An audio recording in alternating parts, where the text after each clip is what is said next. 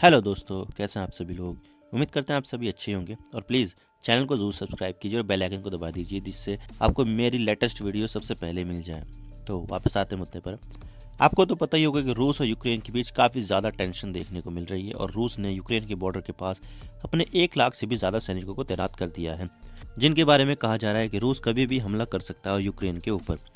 और ये बात बार बार अमेरिका बोल रहा है कि रूस हमला करेगा, और इतना ही नहीं, अमेरिका ने इतना भी बोला है कि रूस 16 फरवरी को हमला करेगा।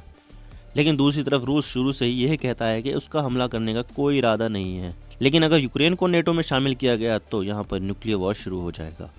खैर, ये तो नहीं हुआ, लेकिन यहाँ पर रूस अपने कुछ सैनिकों को हटा रहा है, जिससे कहीं ना कहीं अमेरिका की छवि को धक्का लगा है, क्योंकि सिर्फ अमेरिका ही है जो बार बार ये कह रहा था कि रूस हमला करेगा, लेकिन दूसरी तरफ रूस लगातार मना कर रहा है और उसका हमला करने का कोई इरादा नहीं है।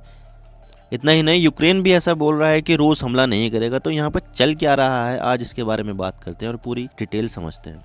तो जिस तारीख को अमेरिका कह रहा था कि रूस हमला करेगा, यानी 16 फरवरी को, तो उस दिन रूस ने साउथ यूक्रेन की तरफ से यानी क्रीमिया से अपने सैनिकों को वापस बुला लिया है और कहा है कि क्रीमिया से कुछ सैनिक वापस अपने परमानेंट बेस में जाएंगे। तो रूस का ये कदम यूक्रेन और रूस के बीच की टेंशन को कम करने वाला बताया जा रहा है। लेकिन रूस ने यह भी बताया कि अगर ज़रूरत हुई तो जो सैनिक वापस गए उनको वापस बॉर्डर के पास बुलाया जा सकता है। लेकिन यहाँ पर एक्सपर्ट्स ये भी कह रहे हैं कि इतने सैनिकों को निकालने से कुछ फर्क नहीं पड़ेगा, क्योंकि देखा जाए तो रूस के अभी यूक्रेन बॉर्डर पर इतने सैनिक हैं कि रूस हमला कर सकने की स्थिति में है। और रूस ने ब्लैक सी और सी ऑफ एजोव में भी अपनी प्रेजेंस मजबूत कर रखी है, तो वो कभी भी उस साइड से अटैक कर सकता है। इस बात को भी अमेरिका बार बार कह रहा है। लेकिन रूस के सैनिक कम करने वाले कदम से अमेरिका थोड़ा असहज होगा, क्योंकि उनके बार बार कहने के बावजूद भी रूस ने हमला नहीं किया, जिससे अमेरिका की क्रेडिबिलिटी थोड़ी गिरी है। तो आज इसके बारे में जानेंगे कि दोनों के बीच क्या स्थिति है और इससे पहले क्या क्या हुआ था। तो कहानी शुरू होती है 2014 से, जब रूस ने क्रीमिया पर अपने सैनिकों को भेजकर क्रीमिया को रूस में मिला लिया था। और तब रूस ने ये बोला था कि यूक्रेन क्रीमिया में रूसी बोलने वाले लोगों को टॉर्चर करता है। मैं आपको बता दूं कि क्रीमिया में काफ़ी ज़्यादा संख्या में रूसी मूल के लोग रहते हैं, और क्रीमिया को अपने अंदर मिलाने के बाद रूस ने वहाँ पर रेफरेंडम भी करवाया था। और उस रेफरेंडम में 95.5% लोगों ने रशिया को ज्वाइन करने के फेवर में वोट किया था। तो उस रेफरेंडम में लोगों ने मेजॉरिटी के साथ रूस में रहने की इच्छा जाहिर की थी। लेकिन इस जनमत संग्रह को पश्चिमी देश मानते ही नहीं हैं। खैर, ये वही क्रीम है जहाँ से रूस ने अपने सैनिकों को वापस बुलाया। खैर, ये होता है क्रीमिया की कहानी। लेकिन जैसे ही रूस क्रीमिया को अपने यहाँ पर मिला लेता है तो पूर्वी यूक्रेन के डॉनबास इलाके में भी लड़ाई भड़क जाती है, जो अभी भी चल रही है। आप ये देख सकते हैं, जो यूक्रेन के ईस्टर्न साइड में है डोनेट्स्क और लुहांस्क करके, ये डॉनबास इलाके के 2 स्टेट्स हैं। यहाँ पर सेपरेटिस्ट का कब्जा है और जो लड़ाई चल रही है सेपरेटिस्ट के साथ, उसमें अब तक 14,000 से भी ज़्यादा लोग मारे जा चुके हैं। क्योंकि देखा जाए तो डॉनबास में भी काफ़ी ज़्यादा संख्या में रूसी मूल के लोग रहते हैं। और जब उन लोगों ने देखा कि रूस ने क्रीमिया को अपने देश में मिला लिया है, तो डॉनबास इलाके के रूसी मूल के नागरिकों ने भी ये मांग की और वहाँ पर एक प्रकार का गृह युद्ध छेड़ दिया, क्योंकि वहाँ के लोग रूस में जाने की बात करते हैं। तो इस चीज़ को देखते हुए रूस ने भी एक अलगाववादियों को अपना समर्थन दे दिया, और रूस ने अलगाववादियों की मदद के लिए हथियार के अलावा पैसों से भी सहायता की है। लेकिन सवाल यह आता है कि अब क्या समस्या आ रही है जिसमें यूक्रेन और रूस के बीच हमें टेंशन देखने को मिल रही है, और रूस ने यहाँ पर इस टेंशन से क्या क्या गेन किया है। तो मैं आपको बता दूं कि रूस डोनबास इलाके को भी अपने कब्जे में लेना चाहता है, क्योंकि वहाँ पर रूसी मूल के लोग काफ़ी ज़्यादा संख्या में रहते हैं। जैसे कि मैं बता दूं, एक स्टेट में 39% रहते हैं तो दूसरे स्टेट में 38.2% रहते हैं। वहाँ पर प्रोविंस को ओब्लास्ट कहते हैं। लेकिन क्रीमिया को अपने में मिलाने के बाद रूसी अलगाववादियों के सामने काफ़ी मुश्किलें आई, क्योंकि क्रीमिया वाले इंसिडेंट के बाद यूक्रेन की सेना काफ़ी एक्टिव हो गई थी और वो किसी भी हाल में अपने ईस्टर्न बॉर्डर रीजन को हाथ से नहीं जाने देना चाहती थी। तो यूक्रेन ने यहाँ पर अलगाववादियों पर हमला करना जारी रखा और बैकडोर से नाटो ने भी यूक्रेन को सपोर्ट किया। तो यहाँ पर ये लड़ाई 2014 से ही चल रही है। लेकिन अब आता है कोविड-19 का दौर, जिसमें पूरी दुनिया को ही थाम लिया था। और शुरुआती लहरों में तो रूस ने इसे ऑब्जर्व किया कि किसी देश की प्राथमिकताएं क्या क्या होती है, प्रायोरिटी क्या क्या होती है।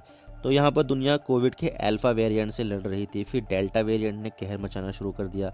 लेकिन इसके बाद जब ओमिक्रॉन वेरिएंट आया तो रूस ने ये एक मौके की तरह देखा और नाटो की यूनिटी को भी रूस टेस्ट करना चाहता था, क्योंकि रूस नाटो की एग्जिस्टेंस को अपने लिए एक थ्रेट मानता है। क्योंकि इसके पीछे भी कई कारण है जिससे नाटो में एकता नहीं है। क्योंकि अभी जब अमेरिका के सैनिक अफगानिस्तान में बुरी तरह हार कर लौटे तो अमेरिका की क्रेडिबिलिटी को धक्का लगा और अमेरिका के लोग अब नहीं चाहते कि अमेरिका किसी ना खत्म होने वाले युद्ध में जाए। फिर आता है फ्रांस, क्योंकि यहाँ पर 2022 में होने वाले हैं चुनाव और यहाँ पर विपक्ष नाटो के बाहर निकलने का वादा फ्रांस के लोगों से कर रहा है, जिससे वहाँ के लोग पसंद भी कर रहे हैं और इस तरह से एक एंटी नेटो सेंटिमेंट वहाँ पर बढ़ रहा है। और जब ऑकस समझौता हुआ था ब्रिटेन, अमेरिका और ऑस्ट्रेलिया के बीच, तो यहाँ पर फ्रांस ने इसे पीठ में छुरा घोंपने वाला बताया था। तो इस चीज़ से यहाँ पर एंटी नेटो सेंटिमेंट और ज़्यादा उभर कर सामने आया था। तो यहाँ पर फ्रांस की ये कहानी चल रही है। अगर बात करें यूरोप के पावर हाउस जर्मनी के बारे में, तो जर्मनी रूस के गैस पर पूरी तरह से डिपेंडेंट है और नॉर्ड स्ट्रीम 2 पाइपलाइन के मुद्दे पर जर्मनी भी रूस के अगेंस्ट नहीं जा सकता है। क्योंकि अगर जर्मनी रूस के अगेंस्ट गया तो रूस जर्मनी को जाने वाली गैस की सप्लाई को रोक देगा, जिस पर जर्मनी पूरी तरह निर्भर है। तो जर्मनी अपनी अर्थव्यवस्था को बचाने के लिए रूस के खिलाफ नहीं जाएगा। और इतना ही नहीं, कई देश रूस के खिलाफ अपनी सेना को भेजने की बात कर रहे थे, तो यहाँ पर जर्मनी ने भी कोई सेना नहीं भेजी, सिर्फ फाइनेंशियल असिस्टेंस की बात की।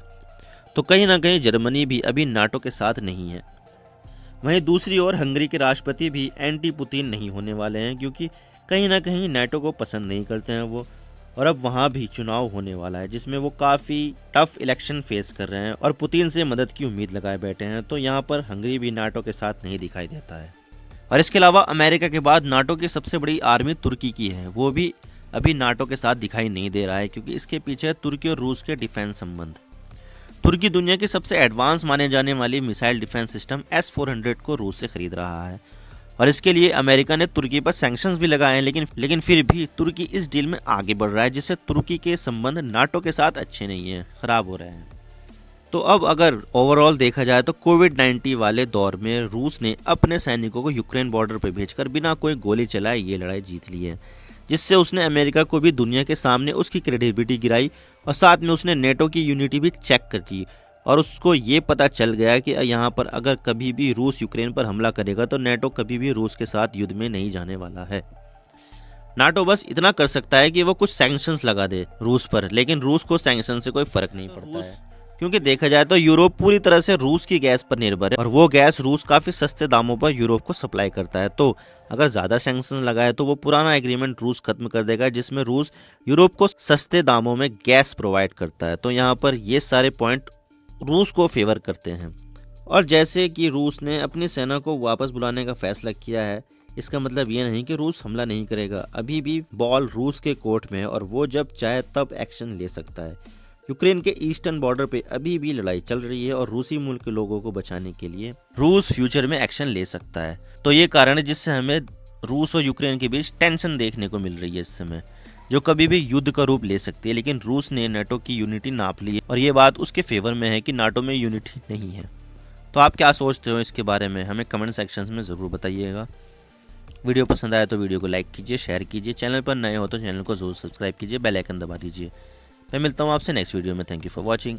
I really appreciate your precious time. God bless you all. Now signing off.